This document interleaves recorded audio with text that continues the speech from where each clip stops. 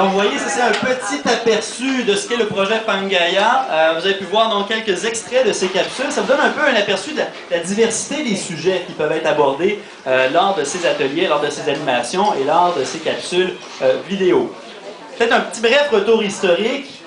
Au niveau de l'organisme ici et là, ça a été fondé en 2004 suite à un séjour que moi j'ai fait au Mali lors de ma participation au programme Jeunesse Canada Monde. Et un peu comme vous le voyez dans les échanges qu'on peut y avoir, ce que moi j'ai réalisé lors de ce voyage-là, c'est que j'avais beaucoup à apprendre du regard que d'autres peuvent porter sur ma propre réalité. Donc, par les rencontres que j'avais faites au Mali, je m'étais rendu compte que finalement, j'ignorais beaucoup sur ma propre réalité. Et quand je voyais la façon que d'autres pouvaient l'apercevoir à travers leur regard, à travers leur culture, ben, c'était très enrichissant. Et ce que vous voyez dans cette activité-là, c'est donc des jeunes de différents âges, hein, certains des niveaux secondaires, d'autres même de niveau primaire, qui sont dans cet échange-là, qui interviennent, qui alimentent cette dynamique et qui, à quelque part, apprennent les uns des autres.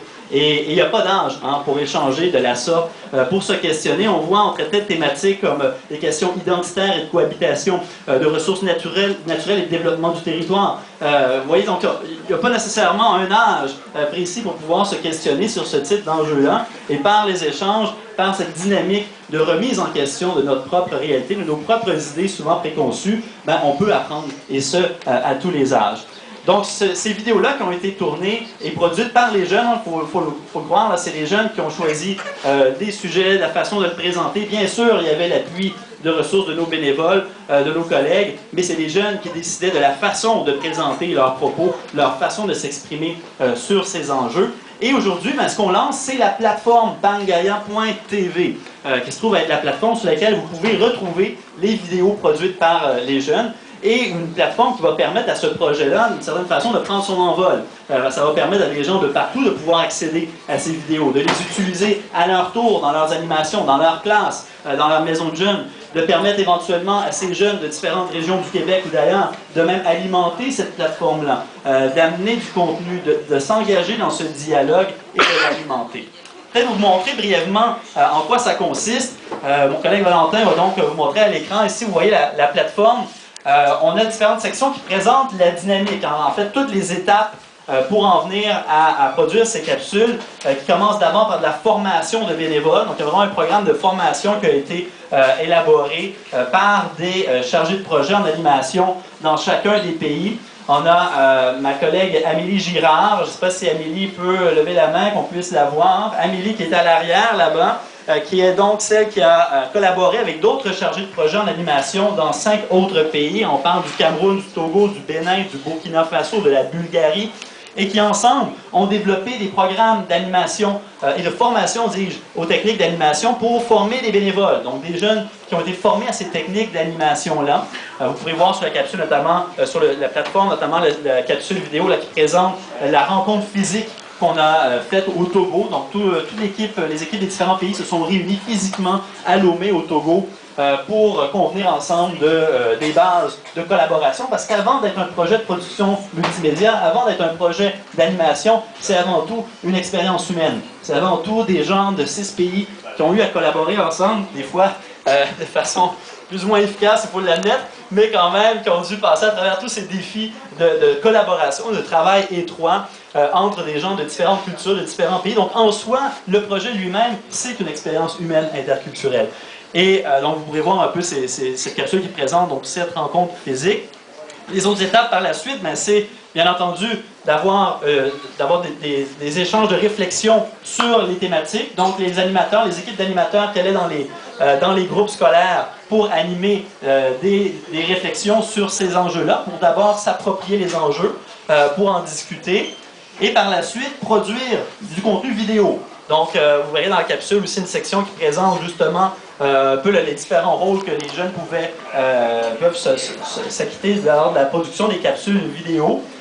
Donc des capsules, comme vous avez pu les voir, qui des fois pouvaient être plus documentaires, plus fiction, mais à chaque fois très originales. Et par la suite, ces capsules vidéo-là qui sont échangées. Donc une étape de dialogue interculturel, mais par la vidéo. Donc on utilise la vidéo comme cet outil d'échange, de communication qui nous permet de formaliser, de formuler un peu notre pensée et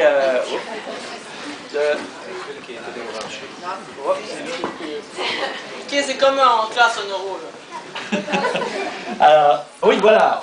Donc, voilà, donc la section dialogue interculturel qui donc vient clore tout ce processus-là d'échange entre les jeunes des différents pays. Bien entendu, vous allez avoir une section où vous retrouverez toutes les capsules qui ont été produites, en fait, pas nécessairement celles les plus récentes, parce qu'on en a qui sont encore en production. Tout juste dimanche dernier, on était avec un groupe de jeunes scouts qui produisaient des capsules vidéo. On était ensemble chez eux pour les faire. Donc, ils vont être mis en ligne prochainement. Mais vous pourrez retrouver donc les capsules vidéo et vous pouvez les classer aussi par thématique pour voir un peu les capsules autour d'une même thématique, voir quel est le point de vue des jeunes de différents pays, de différentes cultures. Il y en a souvent plusieurs par pays également. Donc, ça peut permettre de voir au sein même d'un pays la diversité aussi de façon de s'exprimer sur ces thématiques-là. Et finalement, vous pourrez avoir une section qui présente chacun des partenaires où vous pouvez retrouver les groupes qui ont participé par pays. Donc, présentation des groupes, on les a localisés, géolocalisés, vous puissiez voir même physiquement où se trouvent ces groupes-là, donc dans chacun des pays, pour que ça donne un peu une idée de l'envergure que ce projet a pu prendre. Mais là, on parle de 6 partenaires. Un projet qui a été financé par l'Organisation internationale de la francophonie. Donc, il a fallu qu'on se limite pour, suite à des contraintes de financement, de prendre seulement 6 partenaires, mais on a une trentaine de groupes qui est intéressés à la base, donc une trentaine de groupes dans une trentaine de pays à participer à ce projet-là. Donc les prochaines étapes, vous pouvez voir, il y a encore beaucoup à faire. On a des groupes dans différents pays qui veulent aussi participer à ce projet-là, qui veulent aussi, eux, alimenter cette plateforme-là, produire du contenu, eux également. Alors je le disais, ce projet-là qui n'aurait pas été rendu possible sans la participation de l'Organisation internationale de la francophonie par le biais de son fonds des Inforoutes, qu'on remercie bien entendu, mais aussi, je voulais ne pas manquer l'occasion de remercier chaleureusement également nos collègues, les gens, les animateurs, animatrices, professeurs, enseignants, enseignantes dans les différents groupes avec lesquels nous avons pu collaborer, notamment au niveau de l'école Louis-Philippe Paré, Marie-Claude Pouliot. On a Audrey Paré-Lafrenière de l'école Vanguard, Julie Belland de l'école Pierre Dupuis, et dans les organisations communautaires au niveau de Loisirs Saint-Jacques, Alexandre Schemerber, j'espère que je n'ai pas trop magané son nom, et le YMCA du Parc, Véronique Bouchard. Donc vraiment, on vous remercie chaleureusement parce que sans leur collaboration, bien entendu, on peut imaginer que ce projet-là n'aurait pas pu avoir lieu dans ces... dans ces différents groupes. On n'a pas en oublié aussi, au niveau de notre groupe scout, dans Côte-des-Neiges, Laura Fortin, qui est une des animatrices scout, qui nous a permis d'avoir accès à ce groupe-là. Donc, merci beaucoup. Les bénévoles, on en a plusieurs qui sont ici ce soir. J'essaie d'en nommer quelques-uns: Nathalie, Hervé, Magali, Alexandre, Juliette, Cécile, Carlos, Catherine, Cana, Geneviève, Maude, tous les autres, certains peut-être qui ne sont pas sur la liste, mais bien entendu, vous avez participé également au courant de la dernière année, mais aussi, j'en vois quelques-uns dans l'assistance, les Jeanne, les Stéphane, quelques autres que j'ai probablement croisés, que j'oublie, qui se sont impliqués à d'autres étapes du projet en amont. Donc vraiment un gros merci. Parce qu'à la base, comme je vous disais, l'expérience de Ici et Là, et en même temps j'en profite pour faire une petite plug, l'expérience de Ici et Là, c'est avant tout une expérience d'engagement citoyen. C'est des gens qui veulent s'impliquer à faire en sorte que des projets comme ceux-là qui permettent de favoriser l'échange, la rencontre, mais aussi le développement d'une conscience sociale, le développement d'une conscience qui appelle à voir l'intérêt, son propre intérêt dans l'intérêt de l'autre. Et à partir du moment où on développe cette conscience-là, ça peut s'appliquer dans la vie de tous les jours. On n'a pas besoin d'aller chercher les gens au bout du monde. Ça peut s'appliquer dans nos relations avec nos proches, nos voisins, nos amis. Alors vraiment, des gens qui s'engagent, nos bénévoles, qui sont venus dans cette mission de vouloir favoriser l'engagement citoyen des jeunes et cette conscience sociale-là, ça, je pense que c'est très louable. Et bien sûr, on invite et on encourage tous ceux qui voudraient se joindre, eux aussi, à nos équipes de le faire. Certains qui sont ici, vous voyez, à la porte d'entrée, on a Geneviève, Nathalie, que je salue également, bien entendu, qui sont là. Il y avait Hervé aussi juste à côté, donc certains, je vous ai oublié tout à l'heure, mais que je vois à l'instant.